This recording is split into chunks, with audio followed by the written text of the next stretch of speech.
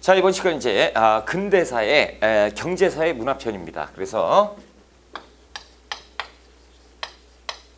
경제, 사회, 문화편까지 한 번에 이제 끝을 내보자라는 거. 우리가 이제 저번 시간까지 계속 한 뭐 50분 이상 그렇죠? 수업을 계속 하는데 불만들이 많으신 분들도 계세요. 그렇죠? 너무 길어요.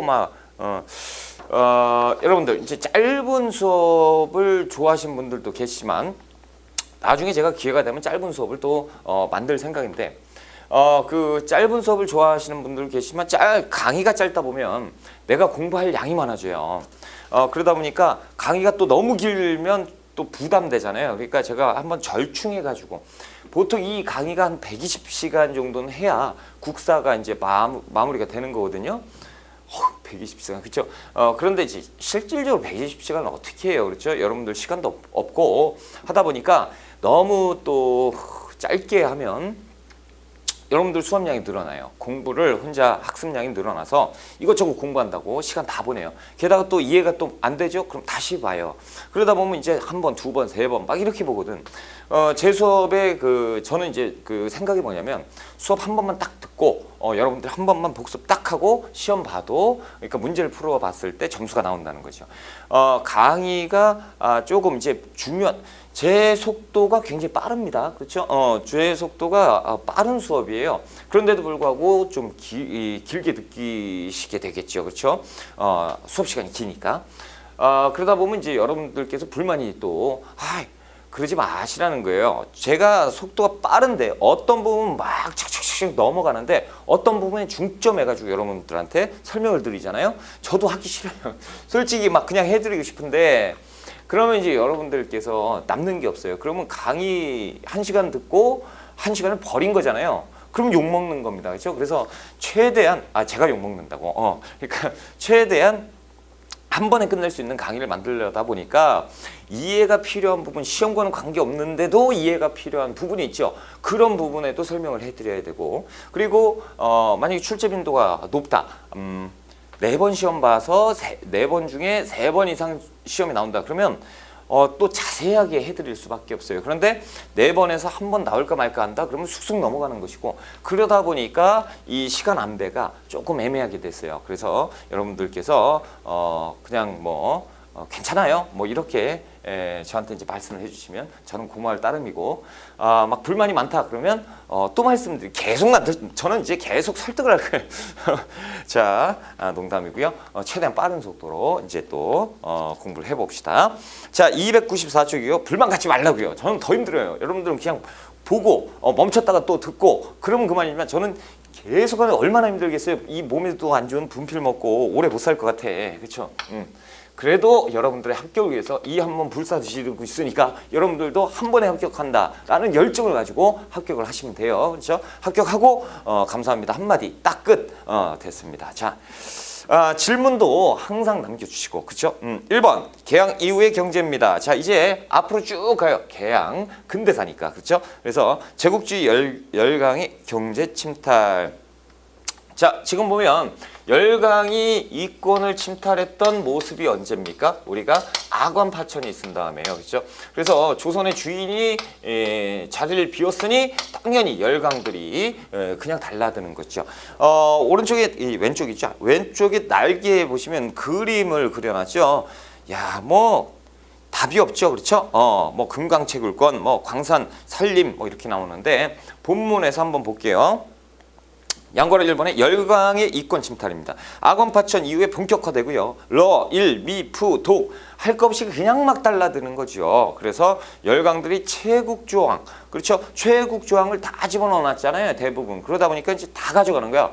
누가 하나가 딱 철도부설권 가져가죠? 다 가져가요. 그러니까 뭐 광산 채굴권 하나 가져가면 또 가져가게 되고 뭐 이렇게 자동적으로 승계되니까 이 독소조항 때문에 그냥 순식간에 거덜이 나버리는 거죠. 그러니까 뭐가 만들어지는 거예요? 독립협회가 만들어져서 야, 이러다 우리 거덜나겠다. 우리 자주국 위상을 높여야겠다. 독립하자. 그래서 독립협회 만든 만든 거 아닙니까? 그렇죠? 자, 거기 표에 보시면 러시아, 미국 이렇게 해서 내용이 다 나와 있는데요. 이건 솔직히 말씀드리면 마실 필요는 없어요. 근데 시험에는 한 2번 정도 출제가 된 적은 있어요. 그런데 실질적으로 여러분들께서 이걸 틀린다고 해도 합격에는 지장이 없습니다. 그렇죠? 혹시 모르니까 러시아는 경원, 광산 채굴권, 압록강, 두만강, 산림재벌권, 미국은 운산의 광산 채굴권, 그리고 일본은 죄다 그냥 그 철도만 보시면 돼요. 일본은 아주 철도에 환장을 했습니다. 그래서 철도로 환장을 했다는 건 무슨 얘기냐면 조금 있으면 그 대한제국을 통째로 먹겠다는 얘기예요. 그래서 철도를 다 뚫어서 교통로를 확보한 다음에 수탈하겠다는 얘기거든요. 그래서 일본 하면 그 철도만 다 가져갔다 이렇게만 기억하시면 문제될 거 없고, 독일 그리고 프랑스, 영국은 은산인데 필요 없고요. 러시아, 미국, 일본 정도만 기억하시면 될 것 같아요. 그럼 뭐 외울 게 없죠? 됐습니다. 그리고 이 시험에서요, 만약에 나온다 그러면 열강의 입권 침탈 모습을 이렇게 내놓고 시기를 물어보는 문제가 많습니다. 그러니까 됐죠. 자, 2번에 일본의 경제 침탈. 자, 일본 애들은요 19세기 말에 들어가가지고, 그렇죠? 그래가지고 얘들이 그 1900년 이후 20세기 초에 들어가면 철도를 본격화합니다. 그래서 철도를 다 뚫어요. 그래서 가져가는데 일단 일본 놈들이 어떻게 약탈을 하는지 한번 보자라는 거죠. 일본 놈들은요 일단 경제 약탈을 했을 때 토지를 뺏어가려고 했던 것이 대부분이에요. 토지에 관심이 많았어요. 토지에 관심이 많고 그 다음에 철도에 많고 그 다음에 국권을 뺏은 다음에 1910년대 바로 들어간 게 뭐예요? 토지조사 사업이잖아요. 그렇죠? 그러니까 일본은 맨 처음에 영토를 뺏으면 그 나라를 뺏는 것이다 이렇게 생각을 했던 것 같아요. 자, 양거래 2번에 1번, 동그라미 1번 일제 약탈, 기억번 토지 약탈이에요. 그래서 1880년, 그러니까 19세기 말부터 고리대 등 이런 것들을 이용하면서 러일 전쟁 터지고 그 아래 토지 약탈을 본격화합니다. 니은번 보시면 동양척식 주식회사라는 것이 있는데 많이 들어보셨죠? 자, 동양척식 주식회사라는 놈이 무엇이냐? 이것은 어차피 일제강점기에 계속 나옵니다. 그래서 식민기구인데요. 일제강점기 1910년부터라고 우리가 알고 있잖아요. 그런데 이것은 1908년부터 만들어요. 1908년에 만들어서 1908년부터 우리 일제강점기 때 모든 경제수탈을 담당했던 회사입니다. 그러니까 정치적으로는 조선총독부가 뭐든지 다 먹었다면 경제적으로는 동양척식 주식회사가 다 담당해서 했다라고 보시면 되는 식민 통치기구예요. 그렇죠. 식민경제기구. 대한제국의 경제 약탈을 위해서 미리 만들어놨다라는 거죠. 자, 동그라미 2번 일제 황무지 개간권. 얘들은요. 황무지를 개간하려고 부단히 애를 써요. 황무지를 개간할 테니 우리가 황무지 못 쓰는 땅을 우리가 개간해 줄게 라고 얘기를 하죠. 그래서 이 요구를 하는데 딱 봐도 뭐예요? 토지 약탈 내용이죠. 그러다 보니까 우리 이 나라 우리 민족 보안회를 만들어서 야, 니네 속셈을 모를 것 같냐? 1904년이에요. 니들이 토지 약탈하려고 하는 거 모를 것 같냐? 말도 안 되는 소리 하지 마라. 그러면서 계속 반대를 하고 보안회에서 또 회사를 만드는데 이것이 농광회사입니다. 농광회사와 보안회를 만들어서 끝까지 저항을 해요. 결국에는 황무지 개간 요구를 철회시킵니다. 그러니까 철회를 시켰다. 그래서 얘들이 이건 하지 못했다라는 거예요. 아무튼 여기에서 중요한 건 뭐냐면 1904년에 보안회사 이 얘기가 나오면 무조건 일본의 황무지 개간권 이렇게 외우시면 돼요. 하나의 단어처럼. 그래서 동그라미 2번에 일제 황무지 개간권에 대한 반대운동. 배경 일제가 황무지 개간권을 요구하니까 보안회가 만들어져서 원세성 소수만 등이 반대합니다. 철저하게 반대하고 디귿번에 보시면 농광회사가 나오죠. 자, 농광회사도 역시 황무지 개간권 반대. 그래서 우리가 어느 정도의 소득은 있었다라는 거죠. 철회시켰으니까. 자, 그리고 또 욕할 뻔했네. 이 나쁜 놈들이요. 화폐정리 사업인데요. 이 화폐정리 사업을 추진을 합니다. 여러분들께서는 그 판서로 미리 보기 정리하기인가요? 그것을 보시면 되는데, 자, 이 화폐정리 사업은 뭐냐면요. 그래요. 판서로 정리하기. 자, 그것이 아마 페이지가 넘어갈걸요? 295쪽인가요? 화폐정리 사업에 대한 판서를 보시면 돼요. 자, 화폐정리 사업은 뭐냐면 이 일본 놈들이요. 일본 놈들이 대한제국을 경제적 예속을 하기 위해서 대한제국의 화폐 백동화 있지요. 이 백동화를 못 쓰게 하려고 이제 이 화폐는 못 쓴다. 이제 일본 화폐로 교환을 하겠다라는 이런 사업이에요. 그렇죠? 그래서 이 조선 화폐를 대한제국 화폐를 그 일본 화폐로 바꿀 테니 여러분들은 다 바꿔라라는 거죠. 근데 이게 바꾸는 과정에 문제가 있어요. 무슨 문제가 있냐면 한 3일 전에 시행 공고를 합니다. 3일 전에. 그리고 뭐 한 일주일 동안 싹 하고 바꿔버려요. 그리고 이제 그 상태에 따른 환가를 합니다. 그래서 상태에 따라서 갑종, 을종, 병종으로 나눠요. 이 백동화의 상태에 따라서 말이 안 되는 거지. 자, 갑종은 이제 상태가 좋은 신권을 얘기하는 거죠. 우리가 이제 1월 1일 날 그 어렸을 때 어른들한테 세배하면 새 빳빳한 돈 주잖아요. 갑종이에요. 야, 이 갑종은 깨끗한 거니까 일본 화폐로 바꿀 때 100%로 환가를 해줘요. 그런데 을종은 보통 우리가 지갑에 넣어놓고 다니는 그냥 보통 써서 조금 뭐 꾹깃꾹깃해지고 그렇죠? 을종이에요. 이 을종은 ER 오픈 다시 얘기해서 가만 있어보자. 을종은 40%로 환가를 합니다. 자, 병종은 그 환가를 안 해줘요. 병종이라고 하는 것은 조금 화폐가 찢어지거나 그렇죠? 좀 구겨지거나 막 이런 거 못 쓰는 건 아닌데 뭐 그런 것은 야 이거는 가치가 없다, 돈의 가치가 없다라고 해서 환가를 안 해주고요. 그리고 소액 화폐도 역시 소액 야 이딴 걸 내가 왜 해줘? 바빠. 나는 많은 것도 못해. 그래서 환가를 안 해주죠. 이렇게 해서 순식간에 싹 다 돌린 다음에 끝 해버린 것이 이게 화폐정리 사업이에요. 자, 이렇게 화폐정리 사업을 이렇게 해버리니까 보세요. 이 공지를 몰랐던 사람들은 여전히 뭐 갖고 있습니까? 백동화를 갖고 있죠. 대한제국의 화폐를 갖고 있단 말이죠. 그러니까 이걸 가지고 살려고 했더니 이제 끝났대요. 뭐가 끝나? 라고 했더니 돈이 아니라는 거죠. 이건 그 자체로 쓰레기가 돼버리는 거야. 그러니까 이 상공업자가요. 이때 상공업자들이 굉장히 많은 수가 몰락해버립니다. 그러겠죠. 그렇죠? 그리고 상공업자는 뭐 현물로 현물이래. 화폐 현금으로 갖고 있잖아요. 그렇죠? 이 화폐를 갖고 있고 또 이 사람들은 장사를 하기 때문에 바빠요. 생업에 바빠서 가지도 못했어. 그러다 보니까 이제 몰락하는 거예요. 바꾸지를 못하니까. 그렇죠? 그래서 당시에 시중에 이제 화폐가 부족해지는 공황 상태가 오기도 해요. 화폐 공황 상태. 이런 상태가 오고 게다가 더 큰 문제는 뭐냐면 국가 재정이 바닥이 나버린 거죠. 그렇죠? 예전에 이제 우리가 1997년에 IMF가 오는데요. 국가 창고에 돈이 거덜이 나는 거예요. 외환보유고가 거덜이 나면요. 나라가 망하는 겁니다. 그러니까 일단 거덜나면 어떻게 해야 돼요? 이 창고에 돈이 없어요. 뭐가 없어? 비었어. 그러면 큰일 났어요. 이걸 어떤 수단과 방법을 가리지 않고 메꿔놔야 되는 거예요. 그래야 국가가 운영되는데 이 지금 국가 재정이 한순간에 돈은 그대로 있는데 돈의 가치가 떨어지니까 뭐야 40%로 확 떨어지죠. 얼마나 머리가 좋아 이 쳐죽일 것들이. 그렇죠? 죄송해요.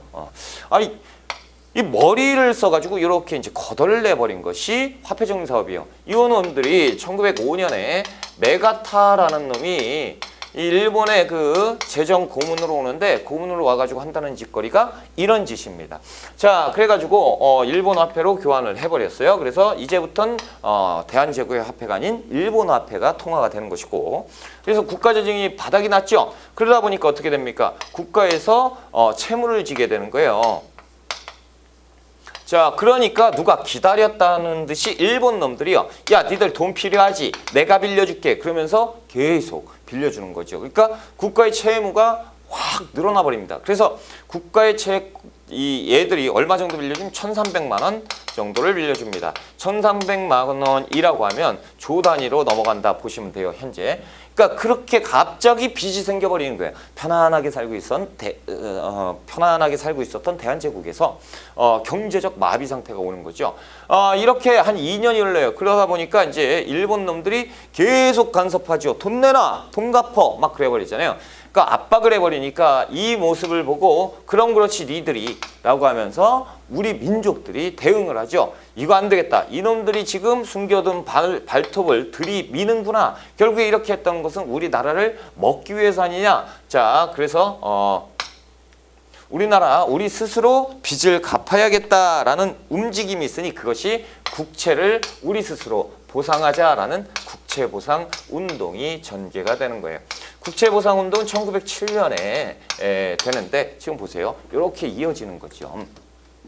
자, 일단 그 화폐정리 사업을 책으로 한번 볼게요. 동그라미 3번 화폐정리 사업 1905년 그 일본 고문 일본 재정고문 메가타라는 놈이 시행하는데요. 기억번 일본 은행을 설립하고요. 이 설립하는 이유가 뭐예요? 일본 화폐를 돌리기 위해서죠. 자, 니은번 화폐정리사업 대한제국의 화폐인 백동화 삼평통보는 이제 사용할 수 없고 이제부터 일본 화폐로 교환하는 것 이것이 얘들이 얘기하는 화폐정리 사업입니다. 자, 이런 내용을 3일 전에 공부하고 일주일 동안 슉 돌려가지고 통과를 시켜버리는 거죠. 어디에서 진행을 하냐면 우리나라 이 탁지부에서 집행합니다. 그래서 이 탁지부도 좀 기억을 해놓으세요. 탁지부. 사료에서 한번 나온 적이 있어요. 탁지부에서 어쩌고저쩌고 돈에 대해서 탁지부에서 뭘 시행을 했다 막 나오는데 탁지부 모르겠다 그런데 탁지부가 나왔다. 아, 이거 화폐정리 사업이구나. 이렇게 보시면 됩니다. 자, T급번 교환 원칙. 일본의 소액화폐는 교환을 안 해줬고요. 백동화의 상태에 따라서 100% 40% 빵프로 그렇죠. 이렇게 이제 교환을 해줬다라는 것이고 리을반 결과에서 보시면 화폐정리 사업으로 구화폐를 옛날 화폐를 가진 조선 사람들은 대한제국 사람들은 제대로 보상을 못 받았고요. 자본이 유통되지 않으니까 상공업자와 금융기관이 타격을 입게 되죠. 그래서 경제 마비 상태가 오니 화폐 부족 형상, 화폐 금융공황 상태가 발생을 하죠. 자, 미운번에 보시면 차관을 제공합니다. 그래서 러일 전쟁 이후에 화폐 정리 사업으로 경제를 마비시켜 놓고 그래서 일본에서 우리가 빌려줄게 라고 해서 차관을 제공받게 되는 거죠. 그러면서 앉은 자리에서 빚더미에 앉아버리는 것이 대한제국이에요. 자, 안 되겠죠? 동그라미 4번에 보면 국채보상운동입니다. 1907년. 그러면 그렇지. 니들이 그냥 할 놈들이 아니야 라고 하면서 시작되는 거죠. 자, 국가에서 채무가 1,300만 원에 달해요. 그러니까 1907년에 국가에서 이건 모르겠다 손을 놔버리는 거죠. 그러니까 우리 대한제국 백성들은 국가를 살려야죠. 국가 살리기 운동에 들어가니 그것이 국채보상운동입니다. 니은번 목적에 국민의 힘으로 국채를 보상하자라는 뜻인데요. 디귿번이 중요하죠. 대구에서 먼저 시작합니다. 대구에서 서상돈이 국채보상운동 단체를 만들고요. 그리고 국채보상운동 기성회를 조직하고요.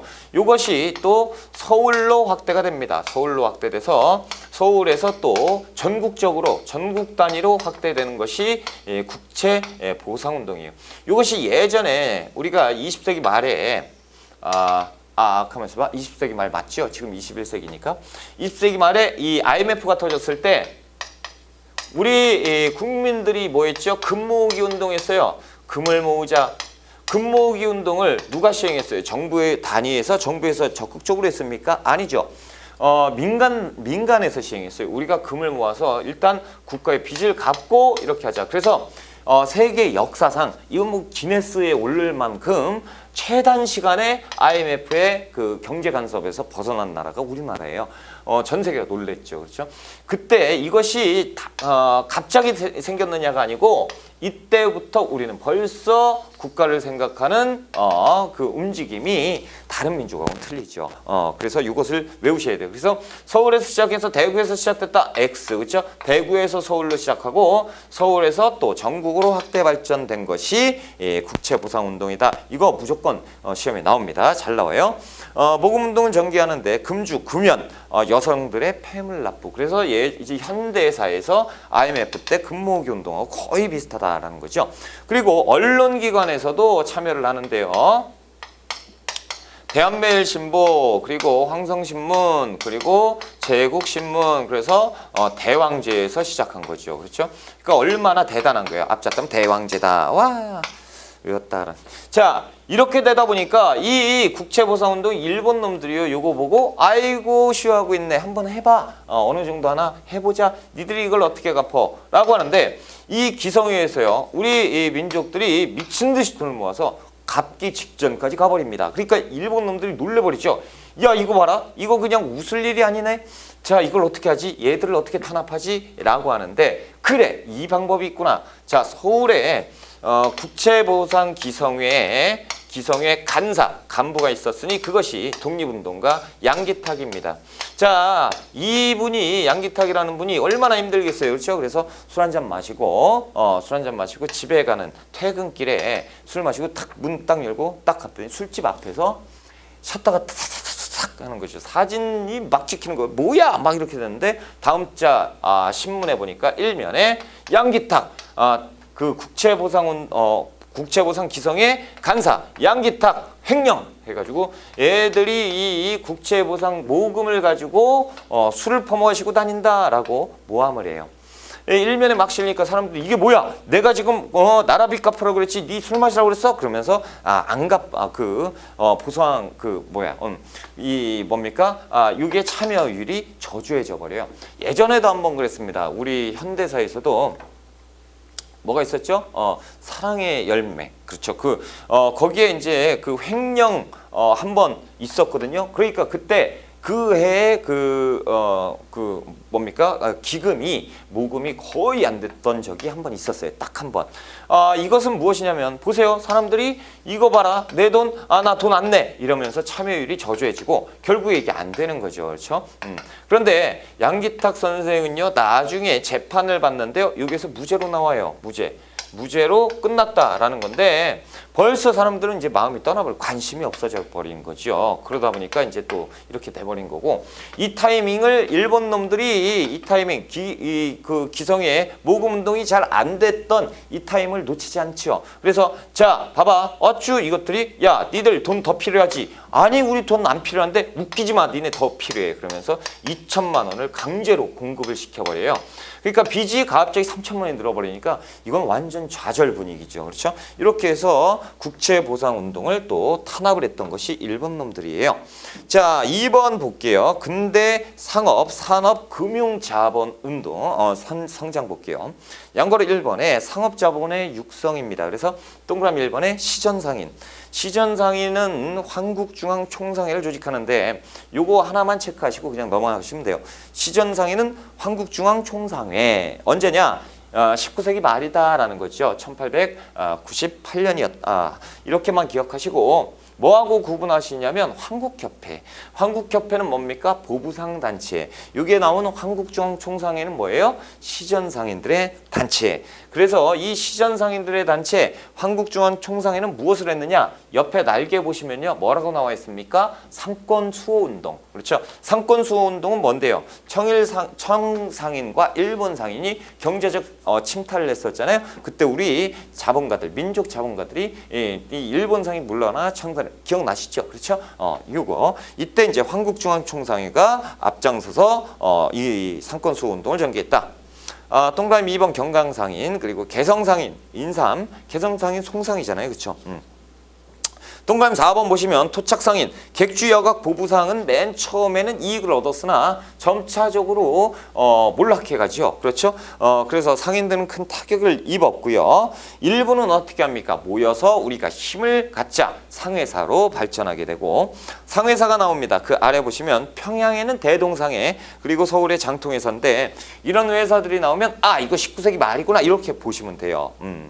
자, 됐고요. 맨 아래 보시면 양권의 선분의 금융자본의 성장인데 민간 은행도 만들어져요. 그것이 뭡니까? 조선은행. 조선은행이 최초의 우리의 민간 은행이었는데 일본 놈들이 가만히 있겠어요? 그렇죠? 그래서 잘 안 됐다라는 거. 자, 이제 넘어갑시다. 이제 넘어가면요. 표가 나와요. 이 언론 활동이에요. 언론기관 시험 잘 나오지요? 매번 한 번쯤은 한 문제 정도는 신문에 대한 문제가 나옵니다. 그래서 신문에 대한 문제도 기억을 잘 하셔야 돼요. 자, 첫 번째로 나오는 것이 한성순보예요. 한성순보. 한성순보는 우리나라 최초의 신문입니다. 최초의 신문. 최초의 신문이고 어디에서 찍어내냐면 우리나라 국정출판소 방문국에서 찍어내요. 그러다 보니까 그 한성순보 맨 처음에 만들었잖아요. 그러니까 누가 보겠어요? 지식인들이라면 관료들이 보겠죠. 그렇죠? 관료 대상의 신문으로 그렇다면 이제 관보적인 성격이 있었다라는 표현을 쓸 수가 있겠죠. 그래서 이 한성순보는요. 열흘에 한 번 찍어냈어요. 10일 단위로 찍어냈던 것이 한성순보입니다. 그래서 우리나라 최초의 신문이 한성순보고 딱 1년 발간되다가 멈추게 되는데 이것을 계승한 것이 한성주보예요. 자, 한성주보는요, 이름에서 벌써 주자가 나왔잖아요. 일주일에 한 번. 그래서 10일에 한 번이었던 것을 7일에 한 번으로 발간합니다. 자, 그래서 일주일 주 단위로 뽑는 신문이고 역시 방문국에서 찍어내요. 방문국에서 이렇게만 기억하시면 돼요. 그래서 1886년에 만들어지고요. 그래서 1888년까지 이렇게 찍어냈던 신문이 한성주보입니다. 그래서 최초의 신문 한성순보와 그 다음에 한성순보를 이은 한성주보. 그래서 최초의 신문 그리고 주 단위 7일에 한 번 이렇게만 기억하시면 돼요. 그래서 매우 중요하다라는 거예요. 꼭 시험 문제 한성순보는 잘 나와요. 왜? 최초의 신문이니까. 우리나라 최초의 신문. 자, 그 다음에 독립협회 단위에서 만든, 그렇죠? 독립신문이죠. 자, 독립협회가 먼저 만들어져요. 신문이 먼저 만들어지죠. 그렇죠? 그래서 독립신문은 1896년부터 독립협회가 1896년 7월 달에 만들어지고 신문은 4월 달에 만들어지잖아요. 그렇죠? 그래서 1899년까지 찍어낸 신문으로서 이 서재필이 찍지요. 그렇죠? 서재필이 찍었고 특징이 뭡니까? 영문판도 찍었다는 거죠. 한글판과 영문판을 찍어서 이 전 세계적으로 우리나라의 사정을 알리고 싶었던 거예요. 그렇죠? 이렇게 했던 것이 독립신문이고 이것이 또 독립신문이 또 잘 나오는데 왜 그러냐면 이것도 최초자가 들어가요. 왜요? 최초신문 이거 한성순보잖아요. 그런데 최초의 민간신문이었다라는 거죠. 최초의 민간신문이 독립신문이었다라는 거 이렇게만 이제 아시면 됩니다. 뭐 그렇게 어려울 건 없어요. 그래서 순서대로 이렇게 보시면 되는 것이고 그 다음부터는 이제 잘 알아두셔야 돼요. 제국신문 다 잘 알아두셔야 되는데 아무튼 왜 그런지는 이제 조금 있다가 말씀드릴게요. 설명드리고 자, 제국신문은요 이종일이 창간을 해요. 이종일이 창간을 하는데 이 부녀자 대상으로 창간을 합니다. 그래서 부녀자들 대상이기 때문에 한글로 찍어내고 이 당시에 전파 속도가 가장 빨랐던 신문 중에 하나가 제국신문이에요. 1898년부터 1910년까지 이렇게 이제 제국신문이 활발하게 전파가 됐다라는 거고 황성신문도 굉장히 중요하죠. 황성신문 남국억이 찍어내고요. 지식인 계층으로 했고 그리고 우리 황성신문은 이 주필 장지연 선생이 있었는데 장지연의 시일야 방성대국이 있죠. 시일야 방성대국을 씁니다. 그렇죠? 그래서 이것이 또 중요하고 그리고 황성신문, 제국신문은 어디 그 국채보상운동에도 언론 참여, 언론기관으로서 활동을 했었죠. 그래서 이 시일야 방성대국을 쓰자마자 일본 놈들이 이 시일야 방성대국이 내용이 뭡니까?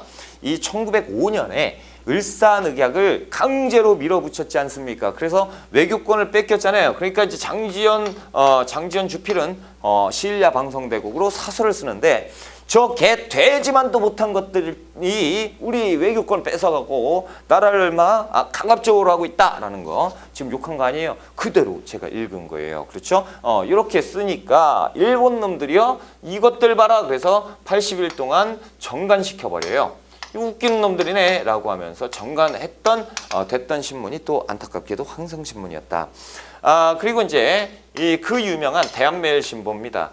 대한매일신보 같은 경우는 반드시 기억을 해주셔야 돼요. 대한매일신보는 모두 다 기억하셔야 돼요. 자, 대한매일신보 영국인 베델과 양기탁이 발기인이 돼서 설립한 신문인데요. 자, 지금 보세요. 베델, 영국인이에요. 외국인. 그래서 이 신문은요. 외국인이 발기인이었기 때문에 일본의 간섭에서 어느 정도 배제가 됐을 수 있었다라는 거예요. 자, 왜 그러냐면요. 1902년에요. 일본 놈들과 그 영국 놈들이 협의를 조약을 하나 맺는데요. 그것이 뭐냐면 영일동맹입니다. 영일동맹. 그래서 영일동맹을 체결했기 때문에 일본하고 영국과 친교 관계예요. 그러다가 이 지금 대한매일신보가 굉장히 그 항일 논조 이 성격이 강했어요. 그래서 막 일본에 대해서는 막 비판합니다. 이렇게 활발하게 비판했던 신문이 대한매일신보인데요. 이 신문사는 얼마나 대단한 신문사냐면 자, 대한매일신보 신문사가 있죠? 그럼 여기에 피켓을 딱 걸어놨습니다. 뭐라고 걸어놨냐면 개와 일본인 출입금지. 그래서 이 개와 일본 사람하고 개하고 동격화 시켜놨어. 그래가지고 이 표말도 제작을 해가지고 애들이 들어올 수가 없었다라는 거죠. 다시 얘기하면 니들 여기 건드리면 가만 안 있을 거야. 그런데 여기에 영국 사람이 했으니까 그렇죠. 발기인으로 참여했으니까 일본 애들이 여기를 무슨 검열을 한다거나 그러는 것이 조금 덜했죠. 그러니까 할 수가 없었던 것이 대한매일신보입니다. 그래서 이때 그 고종은 을사늑약을 일본 놈들이 강압적으로 밀어넣었을 때요. 친설계제예요. 나 고종은 이 일본 놈들이 얘기했던 을사조약이라고 하는 거 나는 승인한 적이 없다. 그러므로 늑약이다 라는 거죠. 승인 없이 강제로 통과시켜서 강제로 진행하는 것 이것을 늑약이라고 해요. 늑약은 조약의 성격을 못 갖는 거예요. 조약의 힘을 못 갖죠. 늑약은 그런 거예요. 여러분하고 저하고 그냥 합의를 보는 거예요. 여러분 이번에 떨어지면 저한테 100억 주세요. 이게 합의예요. 그러고 나서 여러분들이 떨어졌어. 그럼 제가 막 내용 증명 보내버리는 거죠. 100억 갚아라. 정신 나간 놈이죠. 그렇죠? 일본 놈들이 그런 거예요. 지금 그러니까 그게 어떻게 조약입니까? 늑약이죠. 그렇죠? 자, 요 대한매일신보 같은 경우는 어느 정도 일본의 간섭에서 자유로울 수 있었죠. 그래서 의병 활동에 대해서 대대적으로 보도합니다. 그리고 을사늑약에 대한 비판 이런 것들 대대적으로 보도하고 그렇기 때문에 대한매일신보가 주도해서 국채보상운동 이런 여러 가지 활동들을 많이 할 수 있었던 것이 대한매일신보예요. 그래서 고종이요 얼마나 고마워요. 이 베델이. 그렇죠? 그래서 베델 너는 한국 이름을 내가 하사하겠다라고 해서 말씀설자를 써버렸지요. 성은 배씨예요. 그래서 참 배설. 그렇죠? 자, 아무튼 만세보. 만세보 같은 경우는 자 오세창이 창간은 하는데요. 이것은 이제 천도교계 신문입니다. 천도교계 신문이 만세보였고 경향신문 천주교계 신문이에요. 이렇게 이제 보시면 되고요. 우리가 반드시 아셔야 되는 건 이 세 개의 신문과 이 세 개의 신문입니다. 자, 그래서 일단 일본 놈들이요 이걸 딱 보고 가만히 있을 놈들이 아니죠. 그래서 언론기관 이거 봐라 신문 만들었네. 그래서 이것들 탄압해야지 라고 해서 신문지법을 만드는데요. 신문지법을 언제 만드냐면 1907년에 만들어요. 1907년에 만드니까 지금 신문지법을 적용받았던 것은 이쪽이죠. 그렇죠? 1910년까지 7년. 그렇죠? 근데 이쪽은 1907년 가지도 못하고 끝났던 신문이잖아요. 그렇죠? 그래서 요거 두 개를 딱 잘라가지고 구분하셔야 되고 이쪽은 한성순보와 독립신문 요 두 가지 쪽에 중심을 두고요. 왜? 최초자잖아요. 그렇죠? 최초의 관보였고 최초의 민간신문이었고요. 그리고 이쪽은 영문판이었고요. 그렇죠?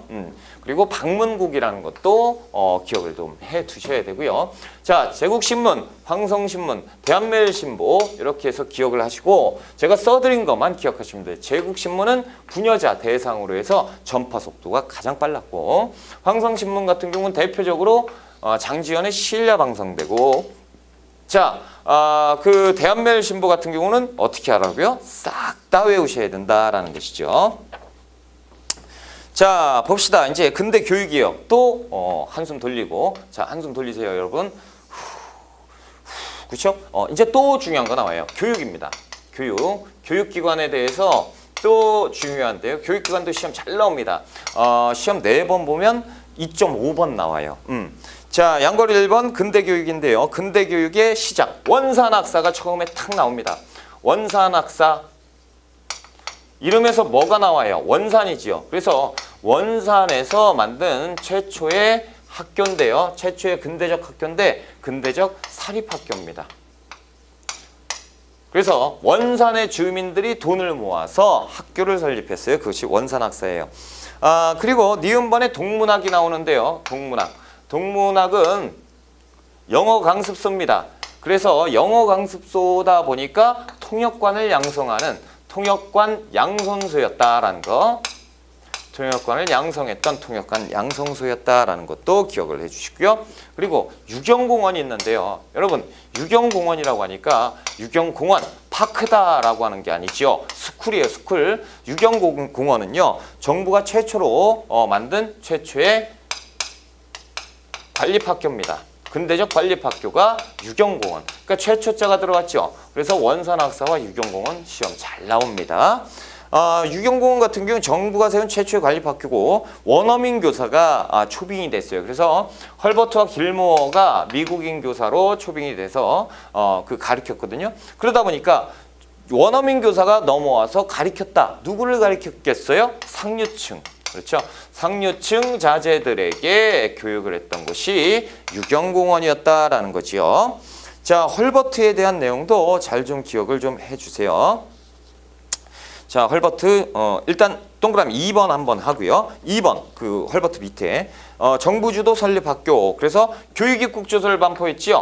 교육입국조선을 반포했는데 이거는 고종이에요, 고종 황제예요, 고종. 그렇죠? 그래서 고종이 어떤 일환으로 가부개혁의 일환으로 발표한 것. 그래서 교육입국조선을 반포해서 무슨 학교를 만들었죠? 한성 사범학교를 만들었다라는 거죠. 그래서 그 교사 양성소를 만들었던 것이 교육입국조서였다라는 거예요. 자, 헐버트도 굉장히 중요해요. 예전에 헐버트가 한 2번 정도 출제가 됐는데요. 일단 내한에서 어디? 유경공원에서 그 원어민 강사로 활동을 했었고 그러다 보니까 우리나라에 도움을 많이 줬던 사람인데요. 1905년 고종이요. 일본 놈들이 그 을사늑약을 체결했잖아요. 그래서 을사늑약을 체결해서 이 사실을 국외 세계에 알리고 싶었던 거예요. 근데 이제 영어를 잘하는 사람을 봤더니 이때 여기서 원어민 교사로 있었던 헐버트가 있잖아요. 그렇죠? 그래서 헐버트에게 자, 내가 이것을 줄 테니 가가지고 편지를 줄 테니까 좀 전달해달라. 그리고 우리 사정을 얘기를 좀 해달라. 니네 나라 대통령에게. 알겠습니다. 그래서 우리나라 특사 자격으로 미국에 가요. 근데 그때 당시에 미국의 대통령이 루스벨트예요. 루스벨트하고 루즈벨트하고 틀려요. 요 루스벨트 2명이 있는데 이 시어도어 루스벨트가 당시에 대통령이었어요. 아주 나쁜 놈이에요. 왜냐면 미국 사람이 이거 들으시면 나쁜 사람이에요. 그죠? 이 미국은요, 당시에 이 동아시아를 보고요. 참 제가 별거 다 하네요. 세계사. 자, 일본 놈들이요. 지금 강대국으로 성장을 하는데 일본 놈들이 물심양용으로 도와주는 것이 미국이죠. 미국 애들이 일본을 다 그냥 집어삼켰잖아요. 그렇죠? 그래서 미국에서는 일본에게 막 지원을 해줘요. 그때 이제 러일 전쟁 터졌죠. 러일 전쟁 터지고 막 그럴 때 이때도 러시아는 깨질 것이야 라고 하면서 일본이 다 먹어야 돼 라고 얘기하고 그리고 중국도 먹어. 그리고 이 대한제국이라고 하는 거 이거 당연히 네가 먹어야 그래 이걸 다 먹을 거 아니냐. 결국에는 일본이 전쟁을 하는데 미국이 뒤에서 지원을 해줬어요. 다 미략이지만 결국에는 그러니까 이때 을사늑약 딱 애들이 밀어붙였을 때도 미국은 가만히 있었습니다. 그거 다 알고 있었어요. 그래가지고 그래 이제 시작됐구만 이러고 있을 때 그때 대통령이 시어도어 루스벨트예요. 자, 됐습니다. 그때 루즈벨트한테 각슨이 문을 열어주겠습니까? 문 안 열어주죠. 아예 그냥 문전박대를 당했었어요. 그리고 1906년에 일본이 경천사 10층 석탈 일본어 밀반춘할 사건을 베델한테 알려서 베델이 신문에 게재를 한 거예요. 그러니까 일본 놈들이 얘들 짜증나네 이렇게 돼버린 거고, 그래서 우리가 반환받게 되는 거고, 1907년 헤이그 특사 파견도 건의를 냈던 것이 헐버트.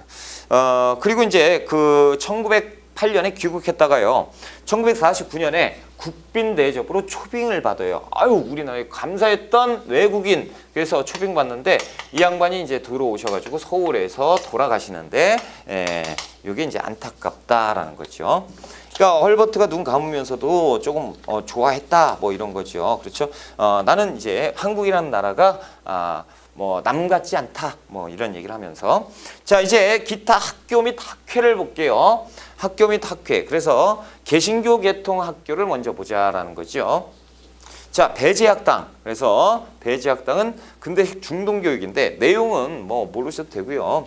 배제학당은 1885년에 아펜젤러에 의해서, 이화학당은 스크랜튼에 의해서, 그렇죠? 요 정도만 아시면 될 것 같아요.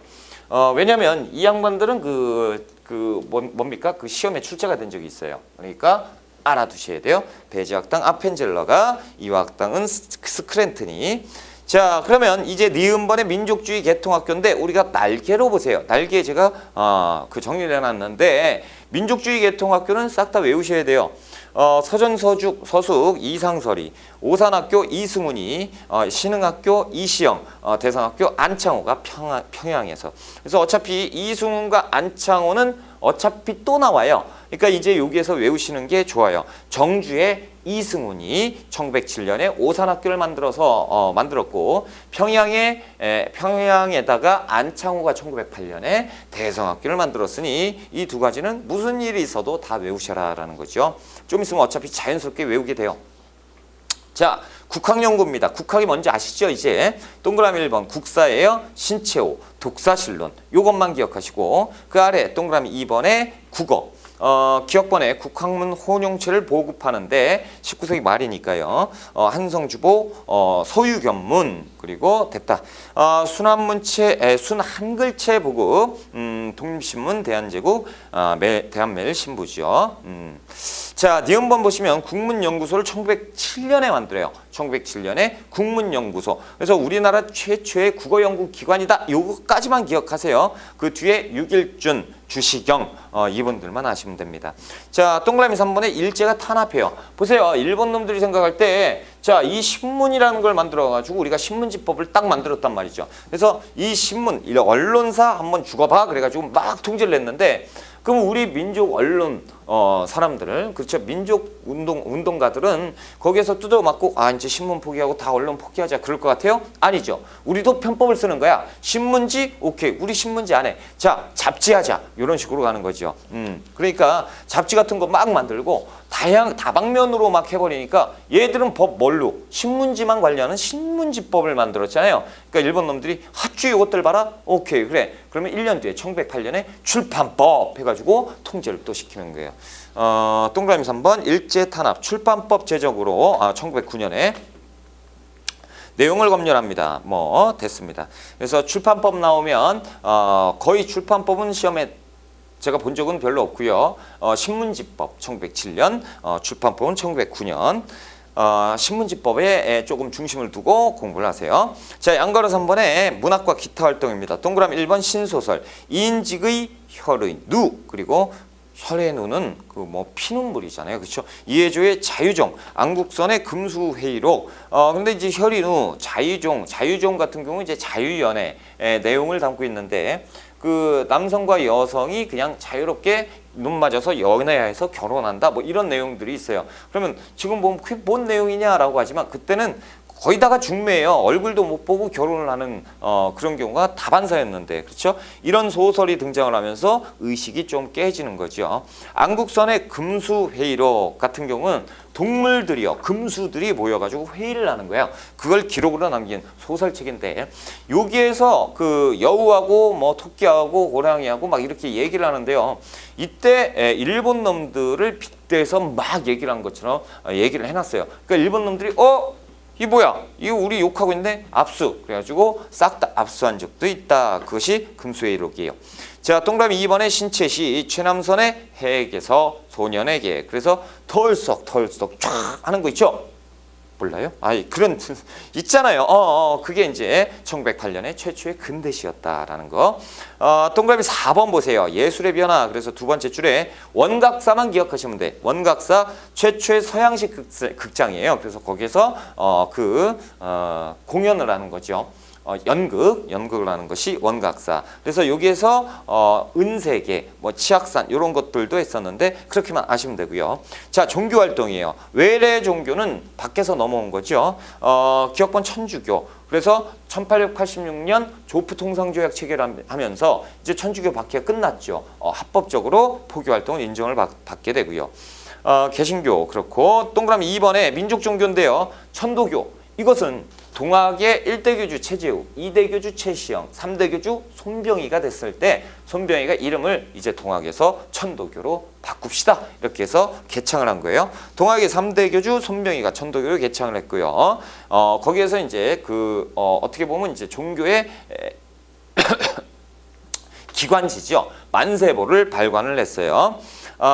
니은번에 이제 대종교인데요. 대종교는 또 외우셔야 돼요. 나철 오교가 단군 왕검 있죠. 단군을 신격화시켜서 단군 신앙을 기반으로 대종교를 만듭니다. 그것이 우리 민족 종교죠. 그러니까 원래적으로 따지면 제가 종교 비하마, 종교 비판 이게 아니고요.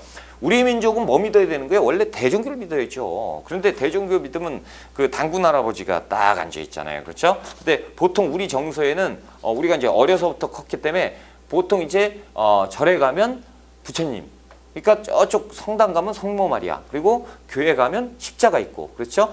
이렇게 이제 그런 거, 그것 뺀 나머지는 사이비 같거든요. 그러니까 이게 잘못된 거죠. 우리 민족 종교는 단군 왕검, 단군 신앙이었던 대종교입니다. 그래서 우리가 잘 알고 계시는 분이 그 일제강점기 때 김좌진 장군도 역시 이 대종교를 믿으신 분입니다. 그래서 그 아래에서 보시면 대종교의 군대가 있었으니 1911년 중광단, 그리고 이제 1919년에 북로군정서군을 이끌었던 김좌진. 그래서 이 중광단에서 북로군정서군으로 확대 개편되었다. 이것도 이제 알아두시고요. 어차피 그때 가면 또 합니다. 자, 동그라미 3번 전통 종교 기억번 유교가 있죠. 그래서 박은식의 유교 구신론이 있습니다. 유교가 썩어 빠졌다. 유교를 개혁해야 된다라고 하신 분이 박은식 선생이에요. 그래서 이제 맨 끝에 보면 대동교라고 창설을 했는데 이 박은식 선생도 기억을 해두세요. 자, 날개에 보시면 박은식 선생을 제가 또 정리를 해놨어요. 구한말에는 유교 구신론 그리고 대동교. 그러다가 이제 그 일제강점기 여러 가지 활동을 하시고요. 임시정부, 대한민국 임시정부가 들어서죠. 그때 2대 대통령으로 활동하신 분이 박은식 선생입니다. 저서는 어차피 또 나오니까 그때 가서 하고요. 본문, 니은번에 이제 불교, 한용운의 조선불교 유신론, 그래서 불교도 개혁해야 되고 이렇다라고 하는 거고, 일제강점기 때 총독부를 대상으로 종교 항일 운동을 하신 분이 또 한용운 선생이에요. 그래서 구한말에 조선불교 유신론 꼭 좀 기억해 두시고요. 근대 문물의 수용 있죠? 이거 다 외우셔야 돼요. 다 외우셔야 되는데 이게 어떻게 시험 문제 나오냐면 이렇게 나와요. 사료가 있고 혹은 그림이 주어지고 전차가 갑니다. 띵동 띵동 띵동. 이 시대에 볼 수 있는 사건, 볼 수 있는 상황, 혹은 볼 수 없는 상황, 이런 거 해가지고 쫙 나와요. 그러니까 이 시기를 대충 가늠하시면 돼요. 이것을 연도를 싹 다 외울 필요는 없고 가늠하셔라라는 거죠. 자, 하나하나 들어갈게요. 표에서요. 통신에서 우편 볼게요. 우편은 갑신정면 1884년 기억나시죠? 그리고 우리가 한참 뒤에 11년 뒤에 을미개혁하면서 그 우편사무가 재개된다라는 표현 기억나시죠? 그리고 1900년 대한제국 때 만국우편연합에 가입을 하게 됩니다. 이것까지만 기억하시면 돼요. 자, 이것까지만 너무 많죠. 자, 전화 최초에 이제 경운궁에 전화가 맨 처음에 가설됩니다. 그러다가 점차적으로 민가에 가설돼요. 자, 철도 같은 경우는 경인선, 경부선, 의선이 있는데 경의선 뭐예요?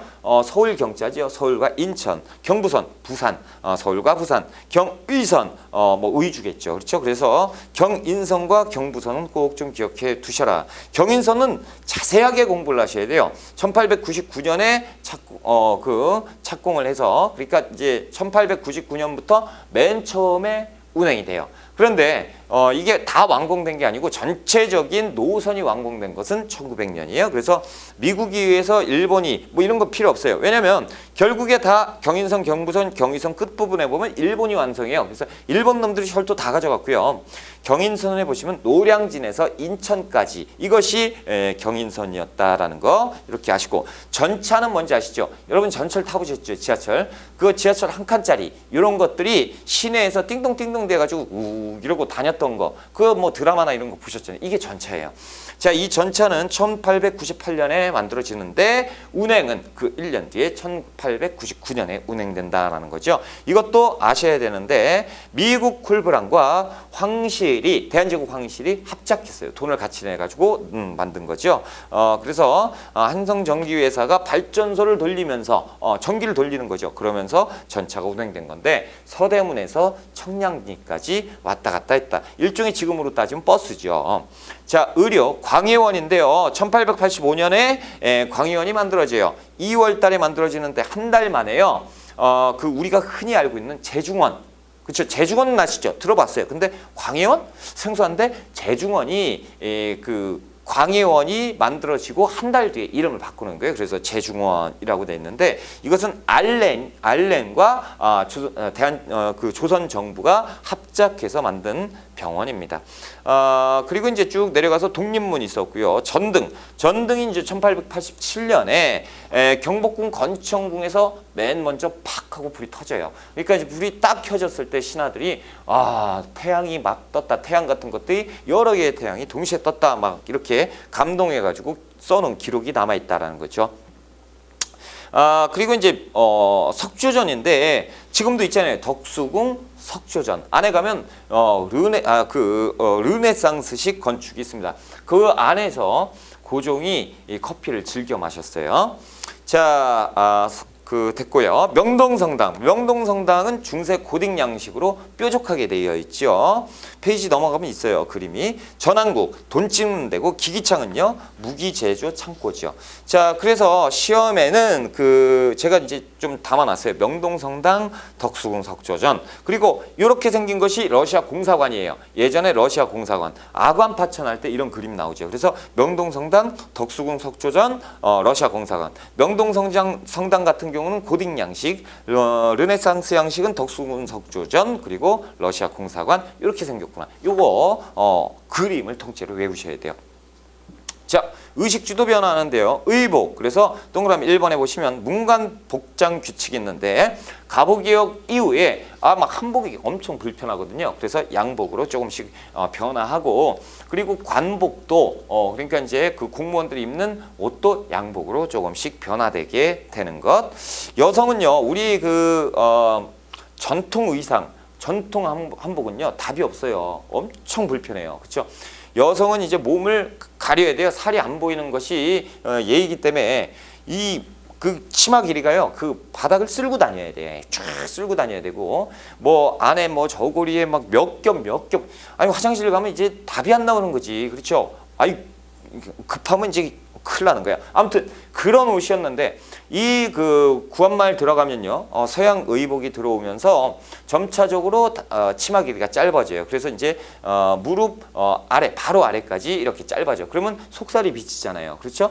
그래도 이렇게 이제 변화되고요. 남성도 전통 한복은 불편합니다. 그래서 개량 한복이 나오잖아요. 그래서 이제 조끼 같은 것도 이때 들어오는 거고, 식생활 같은 경우 커피, 홍차 이런 것들 사람들 고종이 또 즐겨 마셨던 커피고, 그리고 이제 왜 서양 사절단이 오거나 사신들이 오면 대접을 하는데 막 돈가스 이런 거 대접하고요. 막 이렇게 했었던 것이 당시고, 그리고 주거, 우리는 다 그 초가집 막 이런 것들 지고 있었죠. 단층으로. 그런데 이제 일본 같은 데는 뭐예요? 2층, 3층 이렇게 오잖아. 그래서 서양 집들이 이제 들어와요. 그래서 2층 집 막 이런 것들과 초가집이 같이 공존하고 있는 이런 상황으로 가게 되는 것이 이 19세기 후반, 20세기 초의 상황이다라는 말씀드리고요. 이렇게 해서 이제 이번 시간 정리하고요. 우리가 조금 쉬었다가 국권 비탈 과정을 들어갑니다. 쉬었다가 할게요.